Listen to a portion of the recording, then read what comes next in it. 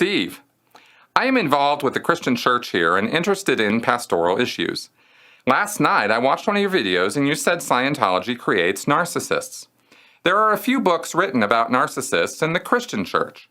One recent one is Let Us Pray. It reckons 39% of the pastors in the United Methodist Church in Canada have narcissistic personality disorder. The Christian church seems to be a haven for people with such a disorder. Do you think it applies to all religions or just those with positions of power and control? Also, when does a Christian church become cultic? What would the warning signs be? In the USA, you have many denominations with what seems little accountability, so it's easy for a charismatic pastor with NDP to turn a church into a cult. Your thoughts?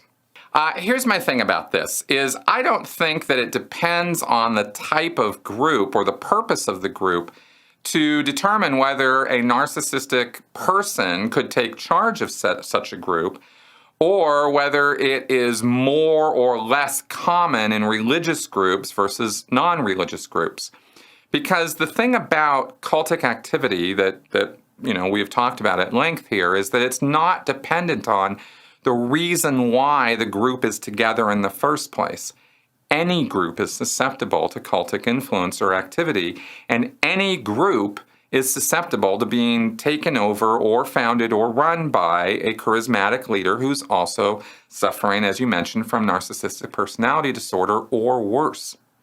So it's, you can do various surveys, I suppose, and maybe social scientists should do said surveys to find out, is it more or less common in religious groups versus, say, business consulting groups versus, say, karate dojos, where apparently it's very common, to other kinds of situations or groups, right? I mean, we talk about businesses. You could even have a subunit that is run by some narcissist guy or some sociopath, and just that little area is crazy cultish.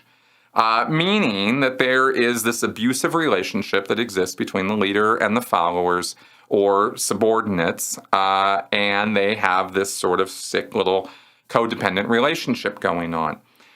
There's hundreds of reasons how and why all of this occurs.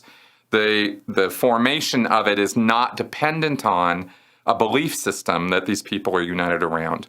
It can happen in a Boy Scout troop. It can happen in a Girl Scout troop. I mean, it's not gender specific. It's not race specific. It's not cultural specific.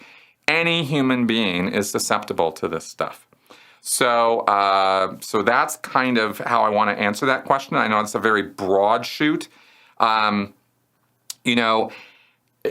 can be commented on for sure that religious groups might act as a magnet for such personalities. But I don't know that that's any truer than, executive groups or, again, karate dojos being magnets for these kind of activities. I think any activity where somebody who wants to have, exert their will over others, they could do so in any number of ways. So anyway, I don't know. Those are some thoughts that I had on that. And feel free to ask me to clarify or if there's anything more specific about that you'd like to know.